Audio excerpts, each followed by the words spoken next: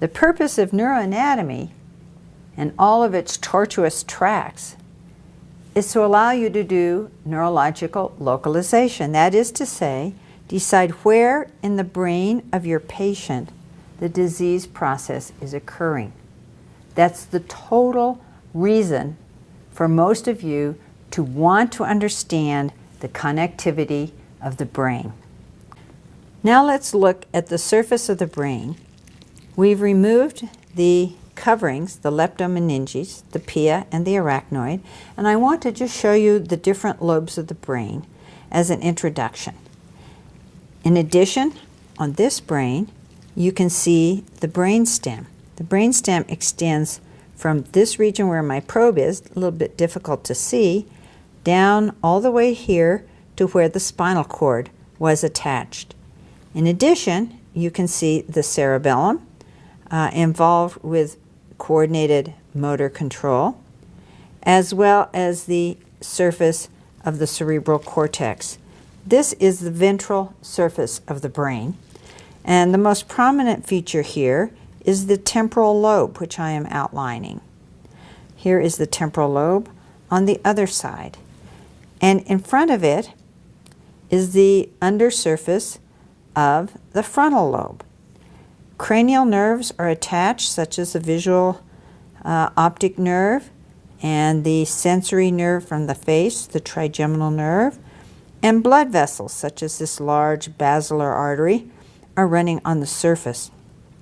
Or you can even see the large internal carotid artery. We will come back and look at the nerves and the arteries and the other connections in greater detail.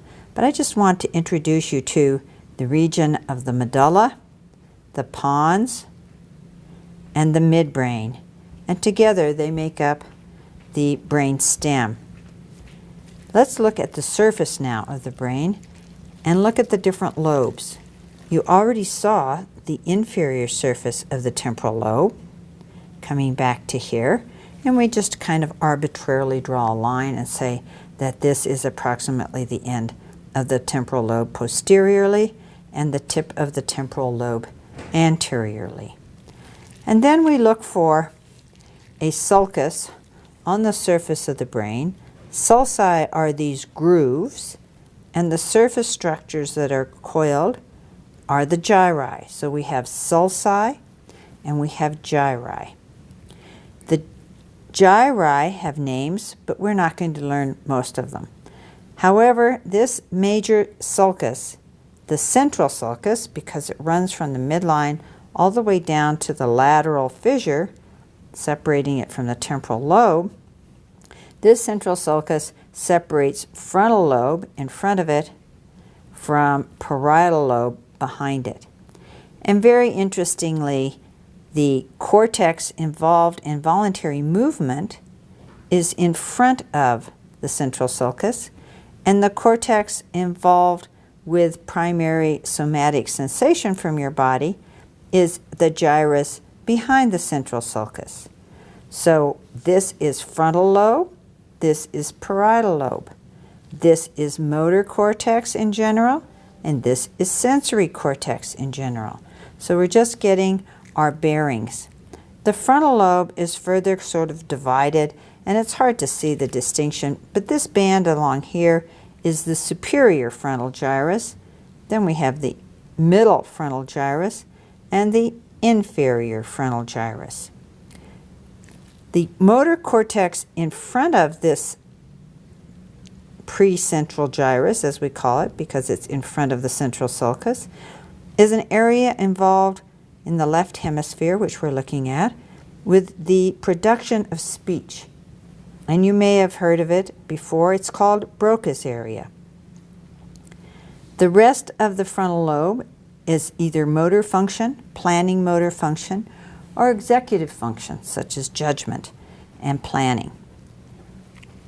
Let's look at the parietal lobe now. The parietal lobe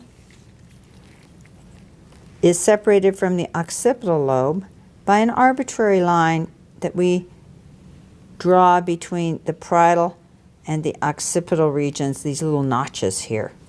So if I were to display here, I would say that approximately this is the occipital lobe. The occipital lobe is very important in humans because this lobe is involved with visual information processing.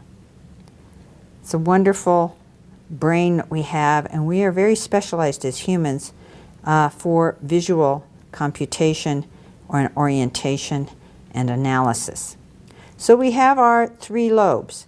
Occipital lobe involved with vision, parietal lobe involved with sensation and integration of multiple modes of sensory input, and a frontal lobe with motor and higher order function.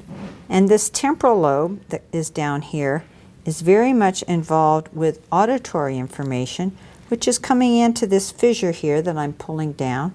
This is the lateral fissure.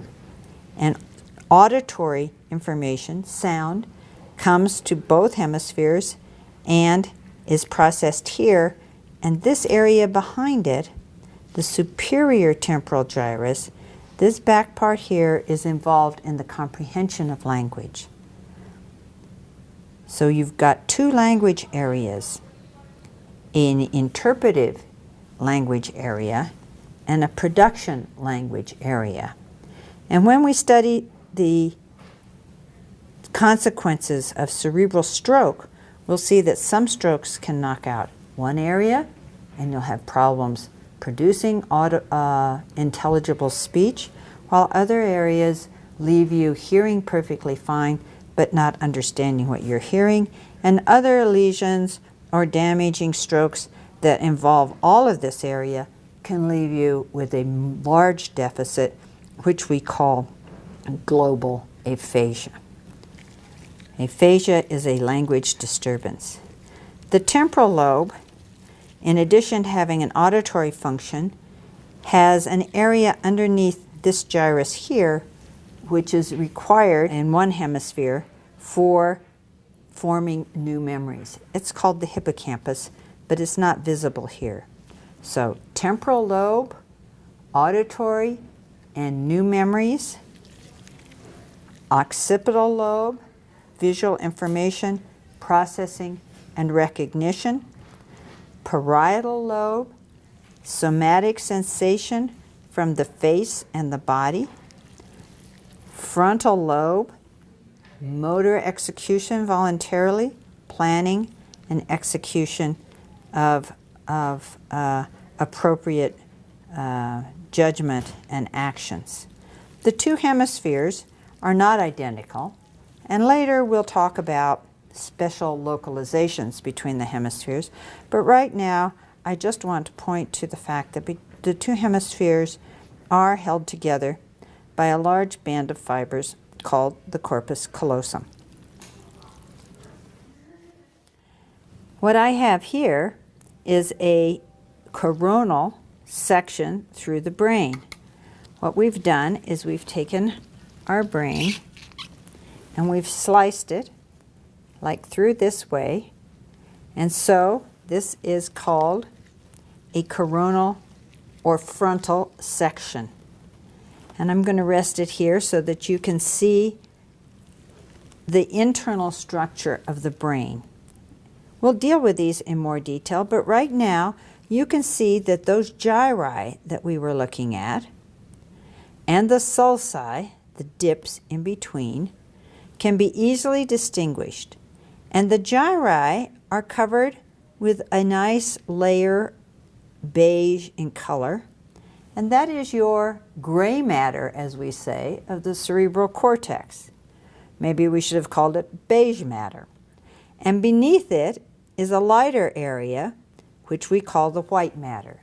In general, gray matter consists of cell bodies, both neurons and glia, and white matter are axons. Axons are the processes of neurons either coming to the cerebral cortex or leaving the cerebral cortex and descending to lower brain structures. An example of white matter here is this band of fibers called the corpus callosum. It was that band that held the two hemispheres together. When we were looking down through that interhemispheric fissure At the base of that was this band of white matter connecting similar areas or homotopic areas of one hemisphere with the other. And this is a way that the right and the left hemispheres can communicate. In addition, they can communicate through structures like this deep area. You notice it's beige, so it's mainly cell bodies. A deep structure called the thalamus. And here we can see the temporal lobe that we were looking at on the surface. Notice here, if I prop this up and pull it down a little bit, you can see that large lateral fissure that we saw on the lateral surface. That means that this is the temporal lobe.